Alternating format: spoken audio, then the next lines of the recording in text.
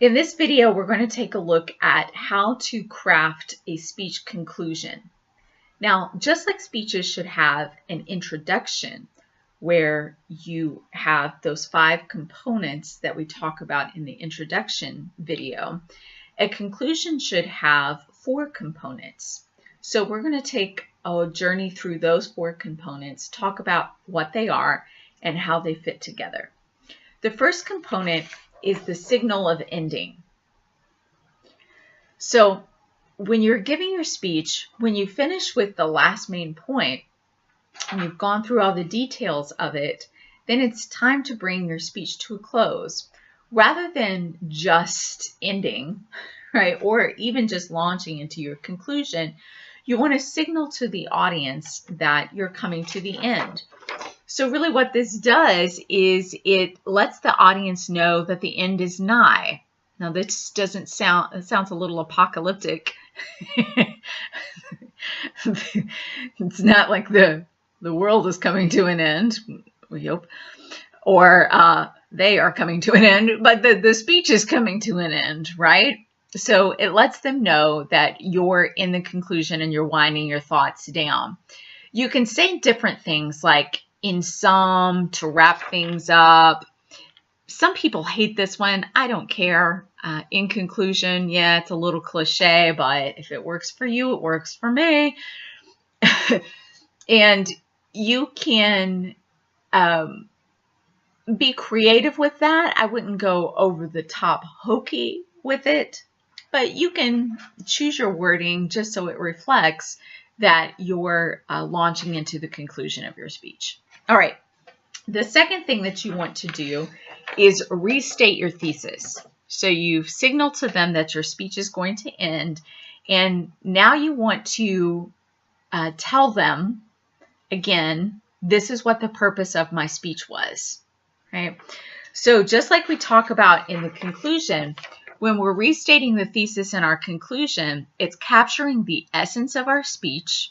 It's not explicitly stating the main points, right? That's not what our thesis does. That's not its role. But it is really trying to say in one sentence, this is what my speech was about. And this can be the exact same as it was in the introduction. Now, a lot of times if you've taken courses in writing, which I'm guessing most of you have at this point, you will have been told that you want to alter your language quite a bit so that you're not saying the same exact words over and over again. The rules are a little bit different in public speaking because your audience doesn't have the luxury of going back and rereading. They have to catch things as you're saying them. So more repetition is expected in a speech than it would be in a paper because the language we use when we're speaking is different from the language that we use when we're writing. So stating the thesis exactly as you presented it in the introduction is okay in a fundamentals class. The third thing you want to do, you've signaled the ending, restated the thesis. You also want to restate the main points. Right? Restate the main points. This is just what it sounds like in the introduction, whereas we previewed the main points in the introduction. Here we're reviewing them and we're telling people this is what we went over. So you want to explicitly state those main points. And again, using common language, the language that you've used already to talk about your main points is perfectly acceptable and honestly preferred. And just like your preview in the introduction told the audience what was coming, in the conclusion, you're telling the audience, here's what we discussed today. There's a famous saying that says, in speeches, what a speaker does is tell the audience what they're going to tell them, then they tell them, and then they tell them what they told them. Let me say that again. In a speech, an audience is often told, right, or a speaker tells them what they're going to tell them, then tells them, and then tells them what they told them. In the introduction, you tell them what you're going to tell them. It's your preview. The body of the speech is where you tell them, and then in the conclusion, when you're reviewing the main points, you tell them what you told them. And finally, the last thing you want to do is end with a memorable close. You do not want to finish your speech and have what I call the awkward slow clap, where we've all been sitting in audiences where people just, you don't know, right? You don't know. Is this finished? Are we? And then one brave soul among us does the whole, maybe you. It's generally not me. I just look around to think, what do we do right now? Somebody help. So then eventually everybody gets going, yeah, rah, situation. You don't want that to happen as a speaker. You don't want it. The way to avoid that is to leave the audience with this sense of finality, right? So you do that by the way you choose to end, both in the tone and the words you choose. It's good to,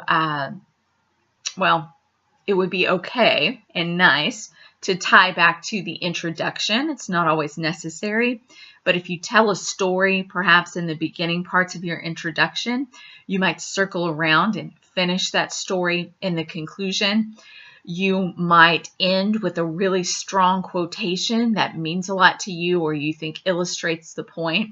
If you have a really strong fact that you think, wow, if I could leave my audience thinking about one thing, this is what I would want them to think about. You might leave that fact or statistic there. Now, Wolfpack, here's what you don't want to end with. All right, you don't want to end with thank you. I know, but fight it. All right. We like to thank people. It's polite, shows we have manners, but in public speaking, that's not how we want to end our speeches. Here's why. It sucks the energy and the power away from that last statement. Think of Martin Luther King's great I Have a Dream speech. If he said at the end, free at last, thank God Almighty, free at last. Thank you. What? No. Right? So don't suck the power from your last words. It may be hard to get used to, but get used to letting your last word be your last word and not saying thank you. Except when you're offered cookies. Keep saying thank you then, not during your speech. So let's take a look at this example that we're working our way through in terms of writing the introductions and conclusions. So the speech with the main points, where we're creating a demonstration speech about how to make a peanut butter and jelly sandwich. The first step in creating a peanut butter and jelly sandwich is to gather the ingredients. The second step in making a PB&J sandwich is to assemble the ingredients, right? So let's take a look at what a conclusion would look like for a speech that had those two main points.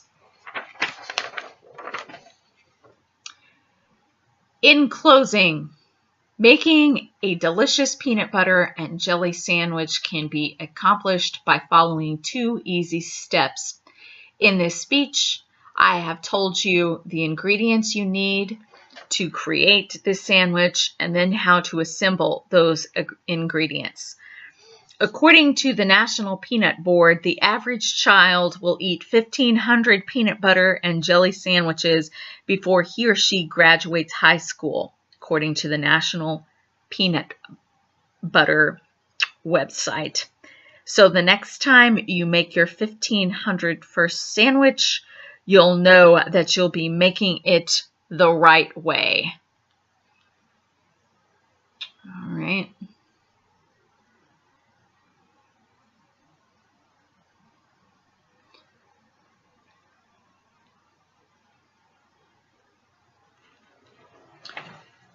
So when you're writing your speech's conclusion, right, remember, we start with the body of our speech first, right? So we write that first. Then we look at the conclusion and we craft that. So really it will come second. Then you go back and write your introduction, right? Because again, just like you can't introduce a speech you haven't written yet, you can't conclude a speech you haven't written yet, because you can't restate main points when you don't know what those main points are going to be, right? So signal the ending, restate the thesis, restate the main points, and then leave them with a sense of memorable close, which some people also call a clincher. All right, that's how you write a speech introduction. Oh, lies. A speech conclusion. That's how you write a speech conclusion.